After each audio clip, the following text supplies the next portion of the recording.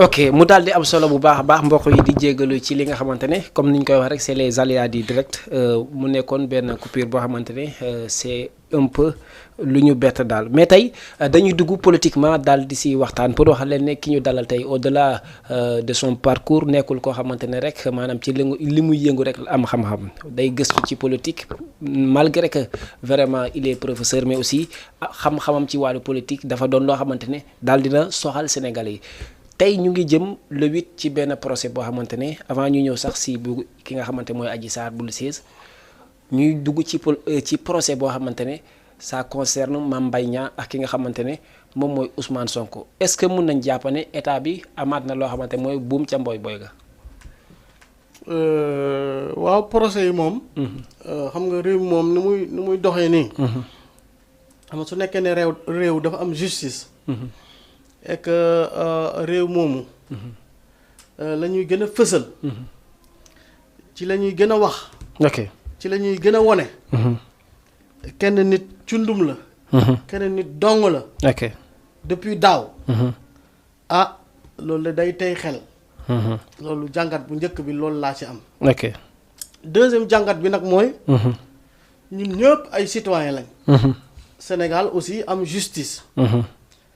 jàpp naa ne pouvoir boobu. judiciaire. dafa war di fonctionner. ok troisième jàngat bi may def. mooy lépp lu mënti xew. ak lépp lu mënti am. nañ jàpp ne constitution bi am na lu muy yëgle. ok te am na ci lum ñu tënk. ñun ñëpp. citoyen au-delà du pouvoir judiciaire. Constitution bi dane ñu moytandiku. te loolu président de la république sax moom waxoon na ko ci waxam. neewoon na ne. conc boobu lu tax mu koy teg seen dossier yi. parce que peut-être dafa jàpp ne mën na yëngal réew. ok ma jàpp ne dossier Sonko. muy bii di bee. ñu jàpp ne ci li fi jot a xew. ok yëngal na réew mi. waaye luy yëngal réew mi nañ ko teg ci suuf. ok parce que constitution bi loolu la wax. dane jàmm réew mi. ok jàmm réew mi. ok tabaxu réew mi. moom moo jiitu lu ne. ok kon man li ma gëm ba gëm mooy. ñaari procès yooyu nga tudd. kenn nit kese la opposé. ok ak daanaka pas ñëpp. mais li ëpp si kenn nit rek. lañ ci mooy dem mooy dikk moom lañ ciy yóbbu. ok moom lañ ciy forcé. ok te kooku. pour le nommer Sonko la. te Sonko moomu. n'importe qui amul ci réew. ok waaye du n'importe qui nañ ci bàyyi xel bu baax. ok nañ ci bàyyi xel bu baax. ok naanaka justice. nit ñi dañuy faral di wax soutenance su amee université. dañuy faral di wax nañu wàññi wala ñu wàññi public bi wala bu ñu ko wàññi ñu ne déedéet bu ñu wàññi public bi de. public bi am na ñoo xamante ne dugguñ sax école. waaye souvent xam nañ fi dégg féete. ok c'est important. ok kon su nekkee ne am na attekaay dëgg la. mais nañ xam ne am nañ opinion dominante lu ñu wax. su nekkee ne am na benn opinion dominante. boo xamante ne mu ngi fi. bés bu ñu waxee Sonko tribunal rek ñooñu jóg. war nañ bàyyi aussi ñooñu xel.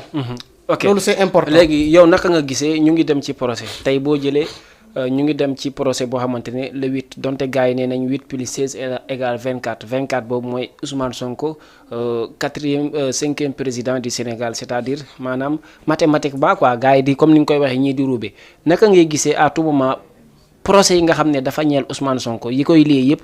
Ousmane Sonko mooy doon l'élément perturbateur bu Adji Sarr dañ ne moo demoon bu Mame Mbaye Niang moom dañ ne moom moo wax naka ngay gisee loolu maanaam tooñeef la ñuy teg ci ndoddam ou pas wala ban analyse nga ci am.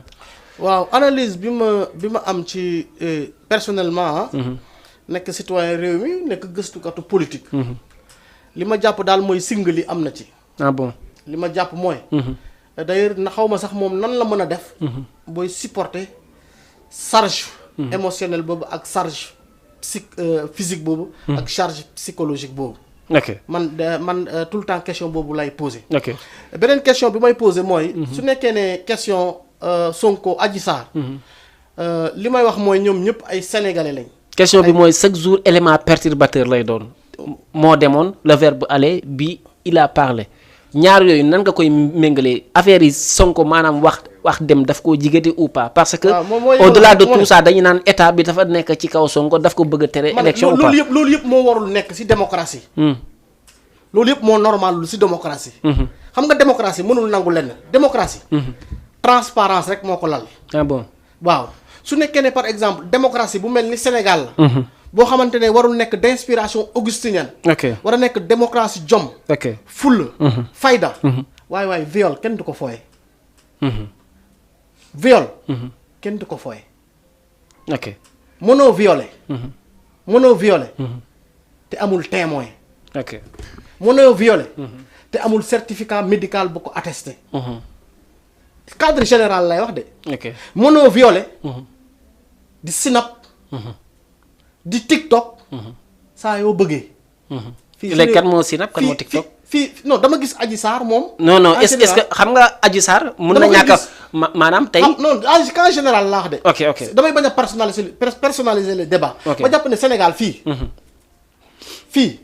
viol sax sori na même kuñ dëggoon ne def nga yëfu saasaay sax tu rases les murs da ngay nëbbatu doo génn nit ñi sa famille sax duñ génn je vois mal ku ñu violé muy théâtraliser boppam di teg ay cheveux di teg ay xef ña lay war teg ay cheveux teg ay xef ngeen di théâtraliser le viol bi bu leet laa ko gis loolu tax ma ne loolu bokkul ci suñu aada te loolu war na mën a bokk ci liy tey xel Sénégal aadaawul loolu yu melaan noonu su amoon tekki tekkaaral da ciy bari sot da ciy bari yërmande da ciy bari nëbb da ciy bari seede da ciy bari waxante dëgg da ciy bari jàppalante da ciy bari viol bi rek laa gis ñu mu demee nii léegi gisoo ne Ousmane Sonko bi pa ndeysaan dina wéet ci combat bi parce que ñi ko ñu bëri ñi ko jege woon avant depuis procès ba lay passé ba tey dañ leen teg loxo est-ce que maanaam yërëmoo ko ci côté démarche ak côté procès bi nga xam ne daf ko war a wut non mënuma ko yërëm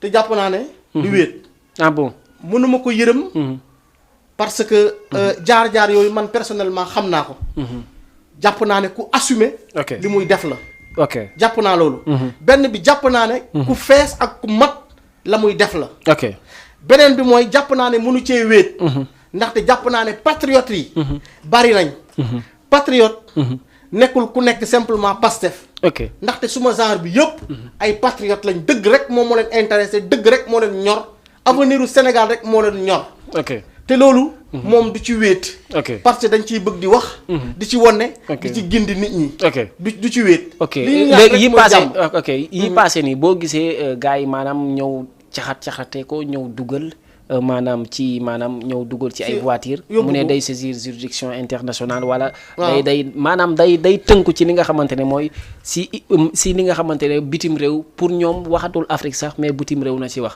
loolu noonu da ngay sentir ne Ousmane Sonko maanaam fi mu toll maanaam comme xale bu ñuy dóor mu dem làqu ci la déedéet benn mooy procès ak Sonko Mame Mbaye Niang bi nga xamante ne calme plat la jur ci dëkk bi te ñu renvoyé ko bii passé te Sonko demul loolu wone na ne la weesu jaru ko woon ah bon benn aussi parce que su nekkee ne bee da ngeen ko jëli woon bii jëliwu leen ko on a envie de vous dire lu tax ngeen demoon jëli ko kon comme que ñëwul bii te nit ñi mais loolu loi bi moo ko mayoon mu bañ a ñëw loi bi moo ko mayoon mu bañ a ñëw bee aussi loi bi moo ko mayoon avocat mi wax nañ ñëpp dëgg ne procès bi war na cee mën a bañ a teew de toutes les façons loi bi même su loi bi su ko mayoon am na loo xamante ne xel moo ko mën a nangu loi bi lam def ba may ko ne bul teew waroon na ko mën a may bee mais bii nii génnul deful sorti il n'a pas fait mais bee aussi defutoon sorti de non si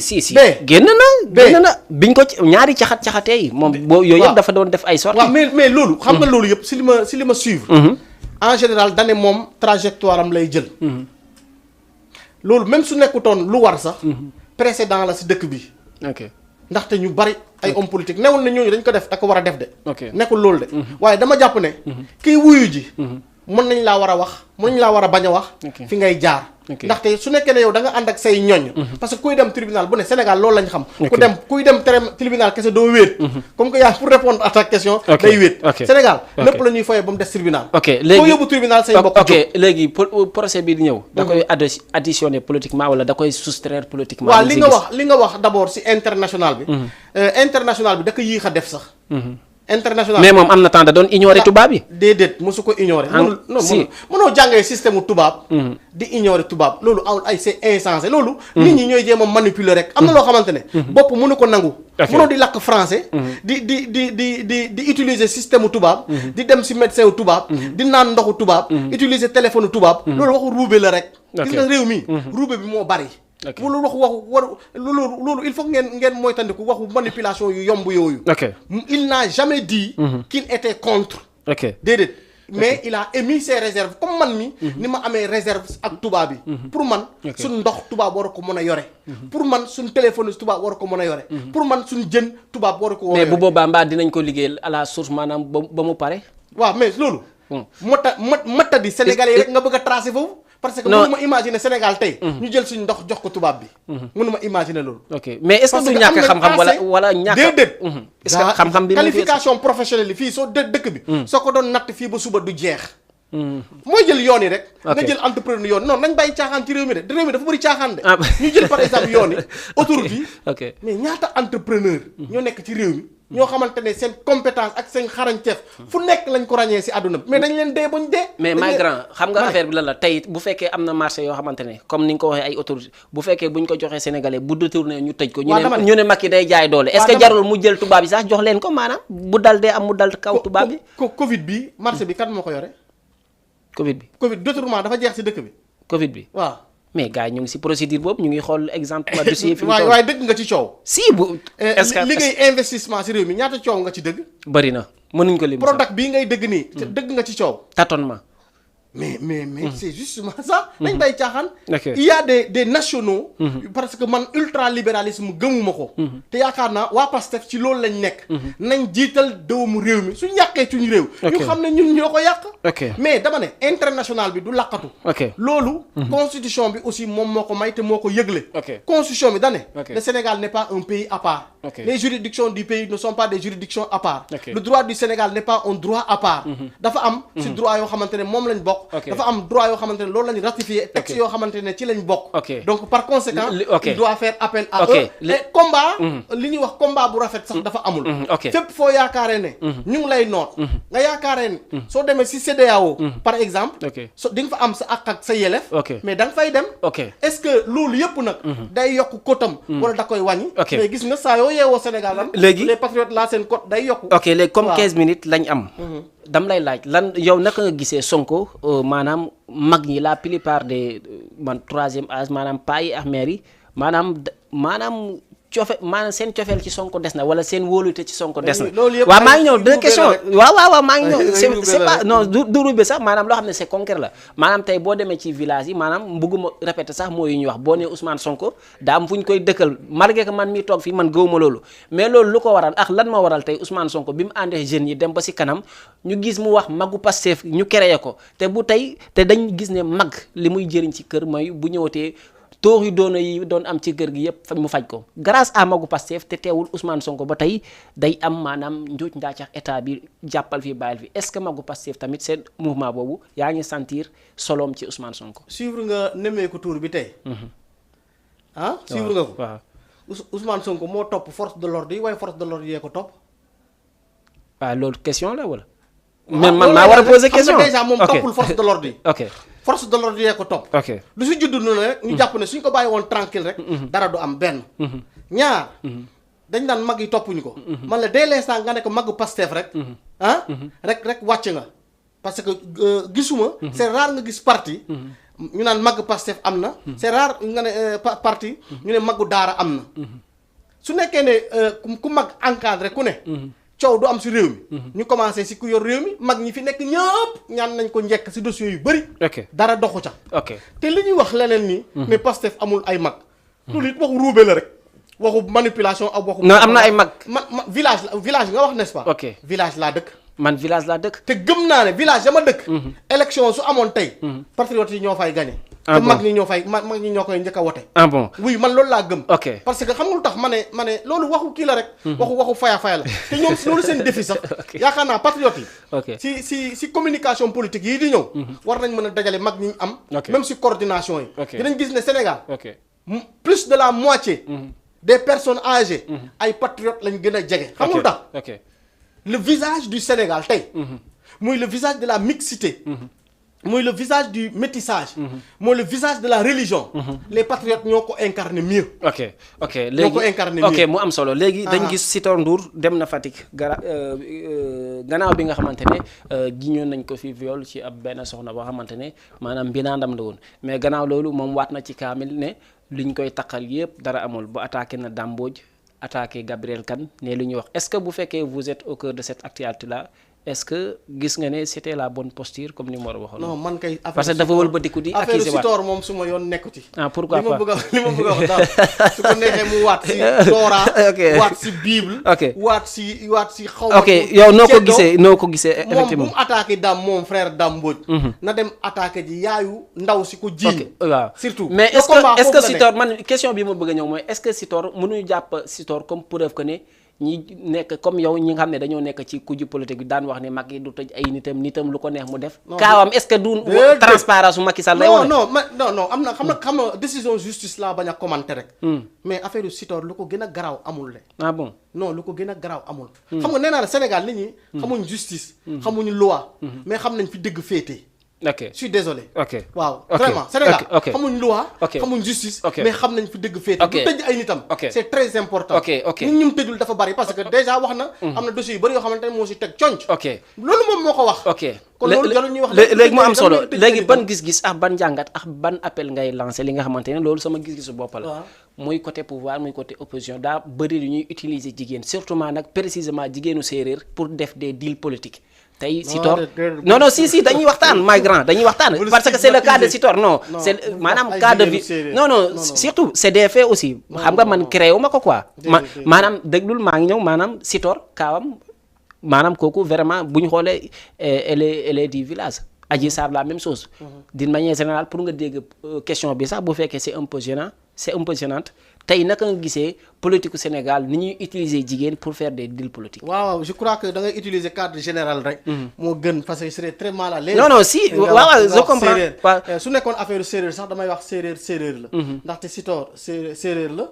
kañ wax ne moom moo ko def dara. kooku séeréer la. Adji Sarr séeréer la. te Ousmane Sonko aussi. yaakaar naa suñu jarbaat la. parce que ku yaayam sant. Ngom wax dëgg fa yàlla loolu aussi ñoom it war nañ ko di ko vulgariser. Ousmane Sonko si ñun la gën a bokk ne. si joolaay kon dañ jàpp ne séeréer dong la mais je crois que ça n'a rien à voir avec séeréer joola wolof tukulóor en général l'histoire de la femme ak histoire politique ñoo ànd dafa am benn livre bu mag bu ñuy tuddee Sexus Politicus dans Sexus Politicus wone nañ nan la jigéen ak politique àndee loolu si àdduna bi yëpp fi lañ ko fekk xanaa xamoo l'histoire de l'Afrique est marquée au-delà du Sénégal l'histoire du Sénégal tax est marquée par ça Omar Sarr mi nga xamante ne tey mooy ràccal daxin président gis nga moom liñ ko impliqué woon Dagana si le haut cadre là biñ filmé woon mu génne ay awram Omar Sarr tuddoon nañ ko ci accusé wu ma Omar Sarr de dama ne ko tuddoon nañ ko si déggoon nañ ñu koy tudd si dossier bu mel noonu temps Ablaye Wade am na cadre yu bëri yu noppi woon ci réew mi ne woon nañ dañ leen enregistré vidéo pour bu ñu waxati donc loolu dafa bokk ci harcèlement soo jëlee France ay gis nañ fi un haut fonctionnaire des finances du monde moom aussi affaire jigéen benn guinéenne moo tax nekkul président de la France gis nañ Valéry Giscard d'Estaing moom mi nga xamante ne da doon jigéen bu dem daanu ci fële ci Centrafrique si Bozizé si xaritam foofu ñu koy jiiñ des relations avec la première dame bu Centrafrique su nekkee affaire jigéen am na épisode yu bëri yoo xamante ne si àdduna bi mën nañ ko raconter loolu jigéen ak góor ak ñoom ñoo ànd te parfois nit ñi dañuy utiliser loolu pour daaneel nit c'est malsain ça n'a pas de sens parce que ku nekk su sañoon sa vie privée da nga koy protéger ñuy jaale ki nga xam ne mooy Soxna Daba Diallo di maanaam soxna ci Serigne Mountakha Mbacké fële ci Touba décès bi maanaam ki nga xamante ne mooy Macky Sall dem na ba dem maanaam joxe ay condoléances am loolu visite boobu Macky Sall def ban jàngat nga si am parce que dañu gis ne vraiment Macky Sall dafa am rattachement maanaam ci kër diine yi loolu noonu ban jàngat nga ci am di fee vraiment à tout moment nu ñu ko gën a di ŋaañee daal mais mu ngi gën a am courage kër diine yi moom fooy woo ko. parce que mais kër diine yi dama koy loolu yëpp c'est bien. mais dama koy rappeler ne. am na gis nga am na loo wax muy tege. pour nga effacer ko day métti de. parce que waxu njël benn lañ la mën a jàppee. ok parce que dès l'instant. nga généraliser. nga ne les religieux. ay citoyens ordinaires lañ. loolu mais ça c'est des propos man qui datent de longtemps. mais propos jëf la rek propos. nit loolu lañ koy jàppee li nga gëm. mooy li ngay teel a fësal ak li ngay gën a wane may ma rek. même bu yàggee mais dafa yàgg loolu yàgg na ko judduwaalee sax. da lay topp dañ la ko rappelé. kon da nga d'accord ci plainte bu ñu bëggoon jox Ousmane Sonko ci lim mosoon wax ci ay élections mox Ahmed Khalifa. parce que dañ ne loolu ça date de longtemps. jarul ñu koy indiwaat. je rappelle rek nit ku ak ku mu mënti nekk. Sonko Massamba ak Ndéné keneen. loo fi wax mu tege. dinañ la ko bëgg di rappeler. ne la lii day tege na. yaa ne woon ñii les chefs religieux. ce sont des simples citoyens yaa ko waxoon mu tege. maintenant entre temps. li muy def nii. mais loolu la war a def. loolu la war a def. ni mu demee Touba. ñun ñëpp dinañ dem Touba. ndaxte ku fa bokk rek. pourquoi gisoo ne Sonko amul chance boobu. exemple kay am na chance mu ngi dem Touba ka ñëw. bàyyi leen nañ bàyyi dichotomie. Macky Sonko Macky dem na naa ni Sonko naanul. c'est pas important. nee naa la su nekkee ne religion rek la ñuy wax ci réew mi. kan moo gën a sell. kan moo gën a sell sax beneen dimension la. waaye kan mooy wone l'incarnation de la foi. Sonko la. ah bon Sonko la moo ko fi wone. Sonko religion. moom rek moo ko fi wone. waroon nañ def d'ailleurs un débat. xam am na yoo xamante ne il faut ñu dem ba sës. ndaxte ci démocratie lañ ne. Quand les citoyens ont envie de savoir. il faut aller jusqu'au bout. On aurait pu organiser ce débat sur la religion entre Macky et Sonko parce que ñun loolu lañ soxla gis nga réew. li koy suuxat. li koy dundal. loolu ci loolu la bokk. moi je suis convaincu que la délégation. mais pourquoi pas faire un débat portant sur. maanaam c'est économique moo ko def loolu yëpp dañ ko war a def. parce que la communication politique. bu ñoom Roosevelt bu 1939. ci loolu la commencé. dañ ne ku fi bëgg a falu. il faut nga débattre publiquement. français yi jot si. léegi gis nga face à face yi Sénégal nag yéen. le combat foofu la war a nekk au lieu de dire que diw nee na. sàmm bi nee na. séeréer bi nee na. couleur bi nee na. da ngeen war a def. on se mobilise ensemble. pour que mu am le face à face là. parce que Sénégal tey. cuune waratu ko jiite. ma bëgg a yeggali foofu ne la. d'accord bëgg nañ nga jaale ji fu ne. waaye si réew mi ñun ay sénégalais lañ. ñun ay sénégalais lañ. le maire Idrissa Diallo. de Dalifort. gaañu na fi fii. tweet sax amu ko. pour kan ko tuytu kan nga doon xaar. tweet mais un maire. feetu Batalo Joola kii mu ngi fa woon Ousmane Sonko Lions yi bi ñëw Ousmane Sonko mu ngi fa woon. feetu Batalo Joola. feetu Batalo Joola. waaw le 31. waaw feetu septembre. le xam nga ñaata septembre. waaw fan lañ ko doon feetee Ziguinchor. non dama leen ndax Ousmane Sonko mu ngi fa woon. ndax mu ngi fa woon. waaw mais il faudra demander ça. non si il n'était pas du tout là. je sais pas léegi Lions yi bi ñu ñëw Ousmane Sonko mu ngi fa woon. il faut demander ça. léegi après maire bi décédé bële après ñuy xaar. tuuti Macky Sall c'est fondamental. pour man. soo demee ba mën a tweetal. Charlie Hebdo. nga mën a tweetal. Idrissa Diallo. N'importe qui n'existe pas. Mais Idrissa Diallo dans ce pays-là. N'était pas n'importe qui xamul tax. dans ce bateau le Joola là justement. Idrissa Diallo a perdu toute sa famille. c'est justement parce qu'il a le malheur de se retrouver dans l'opposition. dañ yemale rek. ndaxte sooy jiite. da ngay ndey ji seex ngay nekk. parce que après tout. dat léppay jeex dans la vie. léppay jeex. même yaay jëme ak kuréel di lam yu weex yi. sax dafay jeex. mu am solo léegi ñu dem ci question tic au tac parce que 3 minutes moo ñu dese. léegi dama lay poser question nga ne ma waaw wala déet. oui wala non. maanaam am na argument am na xalaat mais amul argument nga jàppale ma rek bu mu am argument waaw wala déet tic au tac. Pape Djibril Fall maanaam dafa daal di jaale ki nga xam ne mooy Mame Less Camara gannaaw bu mu expliquer seen rencontre fi ñu xamante et consort ne ku mel ni moom ci journalisme Sénégal dootul yomb dans ce cas comme référence bi mu doon est-ce que gis nga ne comme genre yooyu tey bu ñu la waxoon pourcentage nga joxe ci journalisme maanaam média Sénégal seen crédibilité yow da ngay partager avis boobu ñoom dañoo crédible wala ou bien gis nga ne. lajj bi bëri na ci biir waaw wala déet quoi. waaw mais ñu ngi béy seen waar. ah bon ok accident dafa am kawoon ba 67 personnes doon si ay victimes mais dont 3 morts loolu maanaam da ngay wax ne maanaam loolu état bi nga si joxoñ baaraamu tuuma wala chauffeur yi nga am loo si conseil. yaatal yoon yi. moo gën autoroute. pour man ok l'ancien ministre Mary Teuw Niane nee na pour fête bi nga xamante ne mooy 1er mai sénégalais dañuy def bàkkaar bu rëy mooy conseil bi mu doon jox mooy nañ respecter heure bañ a di tardé parce que tardé rek mun nga ignorant mais tardé rek mun nga si jëlee bàkkaar ba jëlee si ay duma ëllëg est-ce que sénégalais yi maanaam si côté administration yi da nga leen naw o gis nga ne. su gisee Ngagne Demba Touré. mu naan université virtuelle la lay jógee. moom na jàpp ne rey na ay nit ñu bëri. Mary Teuw Niane. Ah bon, mais vous n'avez pas répondu à ma question. C'est la seule réponse que je vous donne. Ah bon. nga jàpp ne Mary Teuw Niane moom. ok massacré na. waaw ay doomu aadama yu bëri léegi yow. ba mu leen yóbboo université virtuelle. ok kan mooy sa référence. kan mooy sa référence en politique. moi j'ai pas de référence en politique. Sinon dama bëgg a jub rek ak jubal. ok léegi ban pays nga gis ne vraiment Sénégal war na roy ci ñoom. Sénégal na roy si boppam ndaxte warul namm dara. am na ay ressources yu doy. yoo xamante ne dellu si population bi. na waxtaan ak population bi. exploitation bi bu mu ko exploité moom dong te population bi waxul nan lañ koy exploité. boo doon conseil Ousmane Sonko pour mu jàpp ñaar yan ñaar lay doon.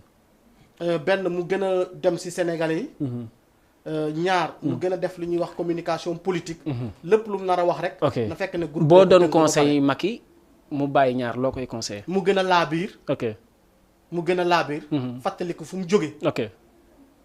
ok léegi ñi lay seetaan am ñoo xamante ne gis nañ la am si yow cofeel bëgg la jot est-ce que vous êtes prêt pour nga joxe sa numéro pour ku ko soxla. waaw suma numéro moom Sénégal ñëpp a ko yore. ndaxte yàlla def na ma am cofeel si Sénégal yu bëri. parce que fi ma jaar gis nga ko. diggante si que Latmingué Santak Janki Kartiak. Kaolack. Université Cheikh Anta Diop. la grosse. et grande liste rouge. kon am na fu ma jaar ci réew mi. jot naa am mandat électif. te xam naa lu mu doon. te suma numéro mënoo ko wër. 24 heures si réew mi. te amoo ko. jarul joxe. si sinon wax ñëpp ne. ñu ngi leen di béggee. waaw jox leen numéro bi ñi koy soxla parce que on sait jamais quoi. non Ndéné Mbodj soo ko waree Google sax. non soo waree suma numéro Google. da ngay bañ Macky jël ko xanaa. non Macky ña ko wër ñëpp. ah bon Macky ña ko wër. ñëpp.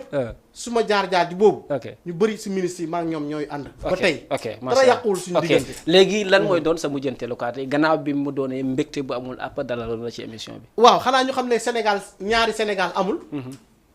du Sénégalu Macky. du Sénégalu Sonko. du Sénégalu ku tudd Bujumbura. du Sénégalu Khalifa. benn Sénégal rek moom moo am. nañ yërëm. ñi nga xamante ne. dañ yaakaaroon jàmm Sénégal. ba ñëw fii. te bari nañ. te dëkkandoo. àq la. nañ yërëm ñooñu. ñaar ñu xam ne cun réew mi. war na mën a neexaay boo xamante ne. neew ma ne ni réewu Libi Kadhafi boo xamante ne pétrole bi nit ñi dañ ciy takkante. tabax ci kër. noonu la war a mel. waaye war na mën a ko jege. benn rek. laa bëgg nit ñi xam. defar réew. yomb na lool. li tax mu yomb mooy. bul jël. loo moomul kese. ndaxte milliards yi génn ci réew mi. ku nekk war nga mën a am sa benn milliard. effectivement at bu ne. ok nañ bàyyi ci loolu xel. ok nañ tasaare ressources yi. ok jàppale nit ñi. yërmande social. un Sénégal social. ci boobu lañ war a dem. te Sénégal social boobu wax dëgg fa yàlla. ñu bëri ñu ngi koy incarner ci réew mi. nañ jàppalante daal. ndaxte feebar fi faju. daanaka amul. njàng mi bëri na coow. yaa ngi wax accident yi léegi. balaa nga naan autoroute. oto daa baax.